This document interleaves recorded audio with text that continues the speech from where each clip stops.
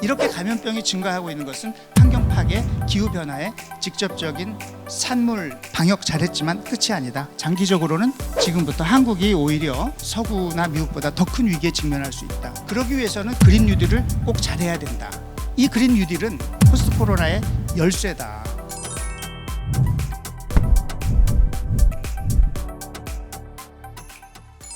코로나19 대유행의 출구 전략, 그 다음에 포스트 코로나가 우리에게 어떤 변화를 요구하는지, 마지막으로 그린 뉴딜이 왜 필요한지 말씀드리고자 합니다.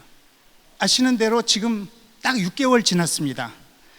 그런데 1차 확산이 아직 진행 중이라고 하죠.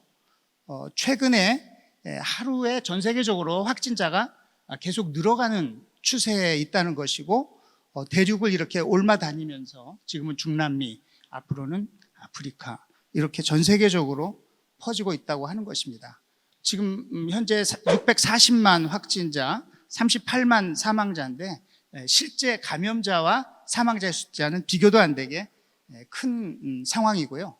이 대유행보다도 더 심각한 문제, 더 많은 피해를 불러오는 것은 경제 위기입니다. 이 IMF가 금년 세계 성장률 전망을 마이너스 3.4%로 하향 조정했다는 건 잘 알고 계시는데, 그것은 베이스라인 시나리오고요. 그것은 금년 상반기 중에 팬데믹이 진정된다는 가정하에 있는 것이고, 만약에 이것이 가을까지 갈 경우에 더 추가적인 하락, 그 다음에 겨울에 2차 유행이 올 경우에 또 더 커다란 충격이 올 것이라고 하는 경고를 하고 있습니다.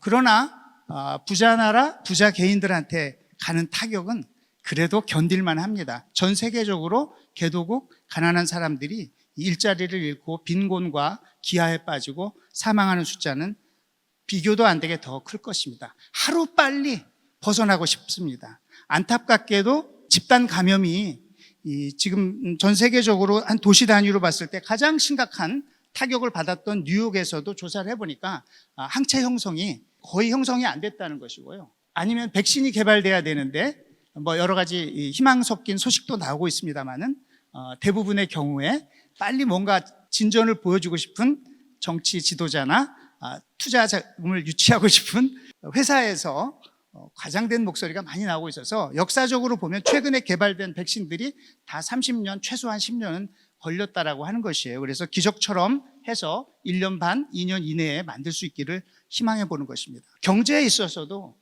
처음에 V자 회복도 나오고 했습니다만은 그것은 불가능하다. 이제는 다 나이키형 회복을 얘기하고 있습니다. 이렇게 서서히 회복된. 실제로 중국이 우한 봉쇄를 해제하고 난 이후에도 이 회복이 굉장히 서서히 나이키형 회복을 보이고 있고, 최근에 영국의 그 주간지 이코노미스트지에서 90% 이코노미라고, 이게 코로나로부터 회복을 하더라도 100% 되기는 어렵고, 그래서 표지를 저렇게 약간 찢어 놨습니다.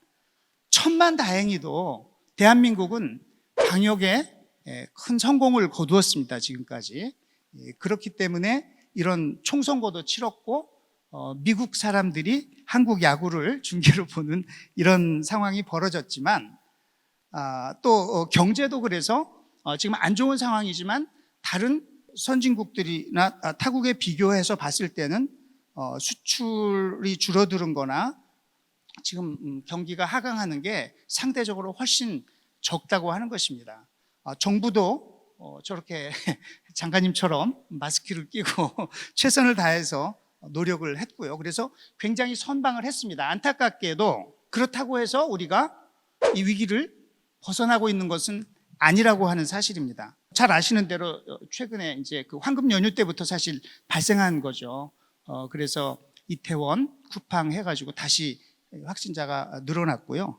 제가 생활방역위원회 위원으로 참여하고 있는데 그 많은 회의를 했지만 그 중에 가장 기억에 남는 발언은 그 김호란 교수님이 마라톤 선두에 서서 초반에 선두로 뛰는 사람들이 결승전에 꼭 선두로 들어오는 게 아니다 하는 그런 얘기였습니다. WHO에서도 최근에 지금 방역에 성공한 나라들도 2차 정점을 경계해야 된다. 경제도 마찬가지입니다. 지난주에 이분은 그 하버드 대학의 경제 위기를 전공하는 케네스 로고프라고 하는 분인데 뭐 신문의 일면으로 타이틀이 이렇게 나왔어요. 방역 잘했지만 끝이 아니다. 장기적으로는 지금부터 한국이 오히려 이 서구나 미국보다 더 큰 위기에 직면할 수 있다. 높은 해외 의존도 때문에 그렇죠. 아시는 대로 4월달 1, 4분기는 선방했지만 수출이 4월달 수출이 급감해서 마이너스, 이거는 고전 데이터고요. 25.1%. 수출에 의존하고 있는 제조업도 큰 타격을 받고 있습니다. 그리고 우리가 지금까지는 잘했지만은 우리 고용안전망, 사회안전망이 부실하기 때문에 방역에도 허점이 생길 수밖에 없어요. 생활 속의 거리두기로 전환하면서 생활방역 수칙 제1번이 아프면 3, 4일 쉬기인데, 제가 그래서 위원회에서 얘기했습니다. 보건복지부 장관 위원장님, 3, 4일 아프면 3, 4일 쉴 수 있습니까? 못 쉬는 사람들 너무 많아요. 이거 정부에서 빨리 대책을 세워주고 강력한 메시지를 내야 됩니다 했는데, 여기 보여드리는 자료는 아플 때 그 병가에 지출하는 보상, 사람이 쉴 수 있도록 하고, 그러면은 소득이 줄어들고 그렇잖아요. 거기를 아픈 걸 낫게 해줘야 되고, 거기에 대한 부담을 지는 게 저기 노르웨이, 독일, 스웨덴 이런 나라들이고요. 오른쪽에 있는 나라는, 왼쪽으로 끝에 가면은 마지막 끝에서 3등, 2등, 1등이 일본, 미국, 한국입니다.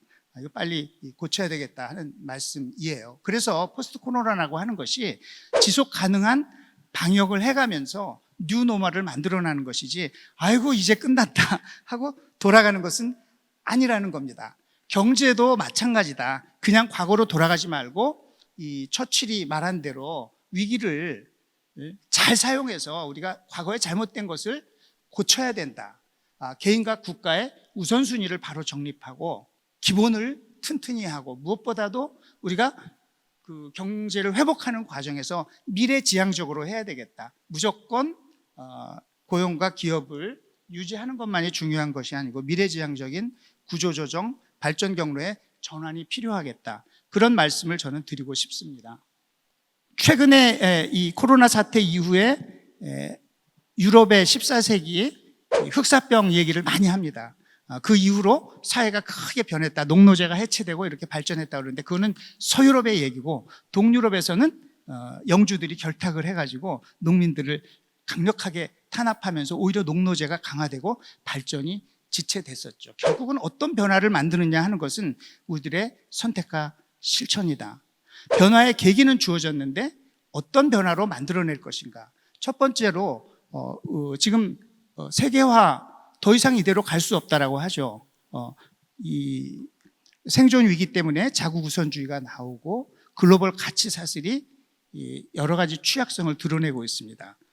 그래서 이제 리쇼어링도 하고 한다는데, 그렇다고 해서 진짜로 우리가 성곽시대로 돌아가면 다 우리끼리 살겠다, 공장도 다 우리나라 안에서만 짓고, 이렇게 되면 그것은 경제적으로 재앙입니다. 문명의 퇴행이고, 그래서 세계화의 양상은 변하더라도 개방적인 경제 질서와 국제 공조는 반드시 필요하다. 이미 자본과 상품의 흐름은 글로벌 금융위기 이후에 과거와 달리 많이 꺾였습니다. 그래서 그 전에 하이퍼 글로벌라이제이션에서 슬로벌라이제이션이 됐다, 이런 말이 있었죠.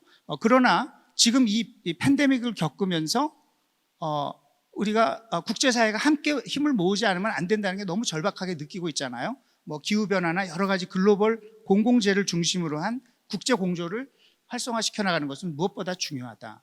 두 번째 변화의 계기는 시장 만능주의, 신자유주의라고 하는 것입니다. 레이건 대통령이 이렇게 얘기했어요. 정부는 문제 해결하는 사람이 아니다. 정부 자체가 문제다. 그랬는데 팬데믹이 오니까 효과적인 정부가 얼마나 중요한지, 시장으로 문제 해결이, 마스크 공급도 시장 메커니즘으로만 되지 않지 않습니까? 중요성이 드러났고, 마가렛 대처는 사회라고 하는 것은 존재하지 않는다. 여러 명의 개인만이 존재한다, 이렇게 얘기했는데, 나만 알아서 잘하면 된다라고 하는 것이 아니라는 것이, 우리가 바이러스가 이것을 가르쳐주고 있습니다. 그 신자유주의 40년 동안에 전 세계적으로 불평등이 엄청나게 증가했어요. 그런데 이 불평등 문제가 바이러스를 통해서 적나라하게 드러나고 있습니다. 전 세계적으로 가장 부자 나라의 가장 부자 도시들의 피해가 가장 컸는데 부자들이 바이러스를 옮겨오기 때문에 그렇습니다. 전 세계적으로 돌아다니니까. 그런데 실제로 죽어나가는 사람은 부자 도시에서 부자들을 모시고 사는 가난한 사람들이 많이 지금 미국의 여러 가지 그런 폭력 시위 사태 같은 것도 그런 것이 배경이고요. 그런데 이런 국가 개입의 증대라고 하는 것이 잘못하면은 이런 권위주의, 독재, 파시즘 이렇게 갈 수도 있습니다. 지금 군대를 동원하겠다? 또 헝가리 같은 경우는 벌써 의회를 해산해 버렸어요. 이런 일들이 뭐 중국에서도 그렇고 일어나고 있죠. 그래서 진짜 시장이 가지고 있는 효율성과 역동성을 잘 살리되 민주적인 정치에 입각해서 형평성, 공공성을 접목하는 방향으로 변화해야 된다. 그것이 저는 경제 민주화의 요체라고 생각을 하고 있고요. 디지털 전환 다 하고 있습니다. 지금도 디지털로 접속하신 분들, 국민들 많이 계신데 하고 있는데 그것이 우리 일자리를 뺏거나 소수에게 부를 집중시키고 불평등을 심화시키거나 아니면 우리를 감시하는 그런 디지털 전환이 되면 안 되겠고 어떻게 하면 포용적이고 민주적인 전환을 하느냐라고 하는 과제를 또 주고 있습니다. 이 감염병의 증가는 지난 12년 동안 미국 CIA가 미국 정부에게 우리 제일 중요한 국가안보 위험이라고 얘기를 했잖아요. 이렇게 감염병이 증가하고 있는 것은 환경 파괴, 기후 변화의 직접적인 산물입니다. 그런데 이 코로나 팬데믹을 겪으면서 숨쉬기가 어려웠던 뉴델리의 공기가 이렇게 맑아지는 것을 봤고 우리도 뭐 작년에 미세먼지 이제 다른 노력도 있었습니다만은 미세먼지 때문에 고생하다가 올해는 많이 좋아졌고요. 그래서 과연 그 과거로 다시 돌아갈 거냐? 그것은 아니다. 지금 코로나 바이러스가 이 정도의 위기라고 하면 그것보다 훨씬 더 큰 게 경제 위기라고 했죠. 기후 변화는 그것보다도 훨씬 더 큰 인류의 생존 자체를 위협할 만한 위기다. 그런데 사실 이렇게 초세계화나 시장 만능주의 그리고 디지털 전환과 녹색 전환이라고 하는 과제는 코로나 바이러스 때문에 새로 우리에게 주어진 과제가 아닙니다. 21세기에 이미 그것이 과제였고 아시는 대로 시애틀의 반세계화 시위라든지 월가 점령 시위 또 우버 드라이버들의 시위 작년에 청년들이 전 세계적으로 들고 일어나서 기후변화 대응을 촉구했던 시위 이런 것들을 통해서 빨리 이 문제를 해결해야 된다고 하는 지구가 몸살을 앓고 있었어요. 그런데 이것은 외국의 음모 때문에 우리들이 어려운 거야. 이게 이민자들 때문에 어려운 거야. 난민들 때문에 외부로 문제를 돌리고 변화하지 않는 우리 인류에게 자연이 보내는 강력한 경고가 코로나19 바이러스라고 하는 것이고 뉴욕에서 시체가 썩어가는 냄새가 너무 지독해서 가봤더니 묻을 데가 없어가지고 저 트럭 안에 시체가 수십 구가 있었던 것이 발견이 됐고 방역에 그렇게 실패한 선진국 또 방역은 강력하게 했습니다마는 우리가 도저히 받아들일 수 없는 비민주적인 그런 방식 그런 것이 아니고 우리가 뭔가 새로운 것을 보여줄 수 있지 않을까 포스트 코로나 시대에 그러기 위해서는 그린 뉴딜을 꼭 잘해야 된다. 잘 아시다시피 그린 뉴딜은 그 기후변화를 막고 환경을 지키는 것이고요. 그런데 과거에는 그것이 경제적인 부담을 지면서 경제적으로 좀 덜 잘 살더라도 환경을 지켜야 되겠다 이렇게 얘기했는데 그린 뉴딜은 그것이 아닙니다. 그렇게 하면서 경제 성장도 더하고 새로운 기술도 만들고 무엇보다 일자리를 만들어내고 사회적인 불평등도 해소하겠다고 하는 것이 그린 뉴딜인 것이고요. 뭐 역사적으로는 한 10여 년 전부터 이런 아이디어가 나오고 오바마 정부 때 뭐 공화당 반대로 인해서 크게는 못했지만 일부 했었고 지금은 미국 민주당과 또 유럽 연합에서는 이미 이 정책화가 돼가지고 진행이 되고 있고요. 그러면 실제로 그것이 가능하냐? 여기 나와 있는 그래프의 이 빨간 부분은 지난 1975년부터 40년 동안 태양광 발전 단가가 얼마나 빨리 줄어들었는지 하는 것을 보여주고 있고요. 이 파란 것은 태양광 패널이 그에 따라서 얼마나 많이 증가했는지 보여주고 있습니다. 2015년까지 데이터고요. 지금 2020년 현재 잘 보이지는 않는데 평균적인 단가에서 화석연료 발전 단가보다 태양광과 그 육상 풍력 발전이 평균적 단가가 지금 줄어들었습니다. 물론 지역에 따라서 뭐 다르기는 합니다만은, 그리고 앞으로도 여기는 계속 줄어들 거기 때문에 2030년이 되면은 훨씬 더 단가가 줄어든다는 거죠. 그래서 잘 아시는 대로 제레미 리프킨이 작년 10월 달에 책을 냈죠. 그린 뉴딜. 거기서는 2028년이 되면 화석 연료 가지고 생산하는, 전기도 만들고 여러 가지 하는 그 시설들은 전부 쓸데없이 좌초다산, 전부 손실이 될 거다. 빨리 바뀌어야 된다라고 하는 주장을 하고 있는 것입니다. 정치적으로 가능하냐? 이미 이 화석연료를 쓰는 사람들이 힘이 너무 세지 않느냐라고 하는 건데, 말씀드린 대로 미국 민주당, 유럽이 변화했고요. 전 세계 가장 그 유명한 주류 잡지인 타임지에서 16세 소녀 스웨덴의 환경운동가 그레타 툰베리를 작년도 말에 올해 인물로 선정을 했습니다. 미국에서 여론조사를 해보니까 전체 유권자의 대다수가 그린 뉴딜을 지지한다. 놀라운 것은 트럼프 대통령이 이 기후변화는 중국의 음모라고 주장하고 지금 막 그 규제 완화를 하면서 반대로 가고 있습니다만, 공화당 지지자들조차도 압도적으로 그린 뉴딜을 지지한다라고 하는 것입니다. 이 그린 뉴딜은 포스트 코로나, 제가 아까 말씀드렸던 포스트 코로나가 요구하는 변화를 그대로 담아내고 있는 포스트 코로나의 열쇠다.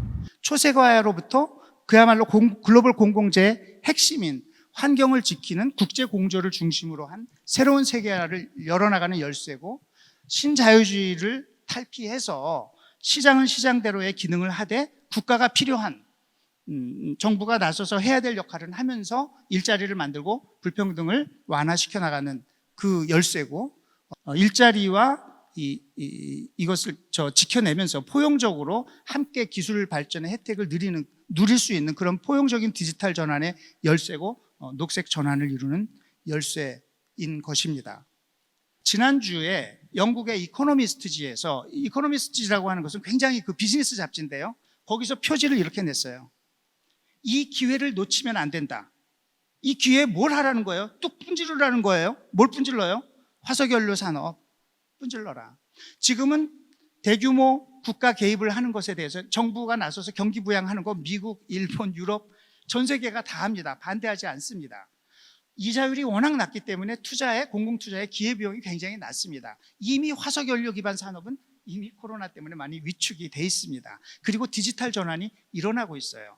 여기에 더해서 그린 뉴딜을 좀 하면 된다, 이런 얘기예요. 너무나 좋은 기회다. 그래서 전 세계적으로 지금 각국 정부가 고려하고 있는 여러 가지 정책이나 이런 것들을 조사를 해보니까, 이분은 그 노벨 경제학상 받은 조세프 스티글리츠죠. 이분을 포함해서 여러분들이 지금 이런 논문을 발표했는데, 그린 뉴딜을 하는 것이 일자리 창출에 가장 효과가 크다. 유럽의 경우에는 지금 곧 구체적인 추진 계획이 나오는데, 지난 12월 달에 유러피안 그린딜이라고 하는 것을 채택을 했고, 구체적인 그 정책 내용들이 지금 하나씩 만들어지고 있고요. 그 그린딜을 총책임지고 있는 사람이, 우리는 이 유럽에서 지금 2조 유로를 쓰는데 단 1유로도 옛날 구 이코노미에 쓰지 않고 신 이코노미, 디지털 그린에 쓰겠다라고 얘기했고, 한 가지 지금 에어프랑스나 루프트한자나 다 마찬가지입니다. 우리가 지금 항공산업 다 죽으려고 그러잖아요. 그것도 국토교통부 관할인 것 같은데, 도와주겠지만 도와주는 대신에 너희들 녹색 전환해야 된다, 이렇게 요구를 하고 있습니다. 한국에서 그린 뉴딜을 살려내신 분은 이분입니다. 어디로 가나 걱정했는데 그린 뉴딜을 해야 된다고 얘기를 했고요. 이제 배경 중에 작은 부분이겠습니다만은, 저희가 경사연에서 한국이 조금 바뀌어야 되겠다 해서 휴먼 뉴딜, 디지털 뉴딜, 그린 뉴딜이 필요하다는 그런 걸 묶어서 전환적 뉴딜 제안을 하고 재정을 확대해서 거기다 써야 된다고 제가 열심히 떠들었었는데, 지금 정부가 그런 걸 좀 상당히 수용해 준 것 같아서 고맙기도 하고, 앞으로 더 잘해야 되겠다는 생각도 하고 있습니다. 특히 이제 한국판 뉴딜이라는 얘기가 나왔을 때, 맨 처음에는 주식시장에서 시멘트 회사하고 건설 회사 주가가 막 상한가를 치고 그랬는데, 그 다음에 디지털, 휴먼, 그린 이런 내용들이 채워지게 돼서 다시 한번 감사하고, 특히 우리 김현미 장관님이 앞장서서 그린 뉴딜, 다른 부처들은 이거 해야 돼 이러는데 앞장서서 해야 되겠다 그래서 제가 특별히 고맙게 생각하고 있습니다. 주요 정책 이미 이제 추경안이 나왔기 때문에 제가 더 이상 말씀드릴 거 없고요. 특히 그 중에서도 그린 리모델링은 일자리 창출 효과가 너무 좋기 때문에 지금 같은 경제 위기 시기에는 가장 우선적으로 추진해야 된다는 것이고, 이것이 나오니까 이제 녹색 성장하고 무슨 차이가 있냐 이런 얘기가 굉장히 많이 나오더라고요. 그런데 원칙적으로 다르지는 않다. 녹색도 해야 되고 성장도 하자는 것이 그린 뉴딜이기 때문에 원칙적으로 다르지 않다라고 하는 겁니다. 환경을 너무 사랑한 나머지 우리 성장을 하지 말아야 된다, 이렇게 주장하시는 분들도 있는데, 그린 뉴딜은 그런 것은 아닙니다. 새로운 일자리, 새로운 산업을 일으켜서 성장과 환경을 함께 하자는 것이 그린 뉴딜이고요. 이 과정에서 민주적 합의와 사회적 형평성이 중요하다고 하는 것입니다. 여러 가지 보완할 점이 있습니다. 우선적으로 제가 말씀드리고 싶은 것은 이제 더 원대한 그 비전도 필요하고 로드맵도 필요하다라고 하는 것이고요. 우리가 지금 갑자기 하루아침에 할 수는 없는 거지만은 시간을 가지고 가겠다는 길을 제시를 했으면 좋겠고, 그 다음에 제가 예산 그걸 보니까 최소한 0 하나는 더 붙여야 되겠다.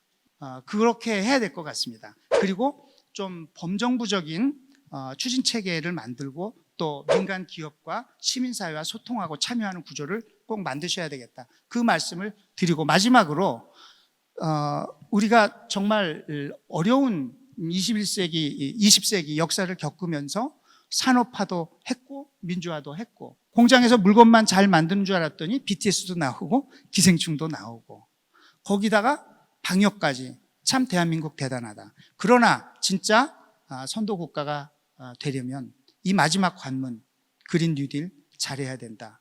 여기까지 말씀드리도록 하겠습니다. 감사합니다.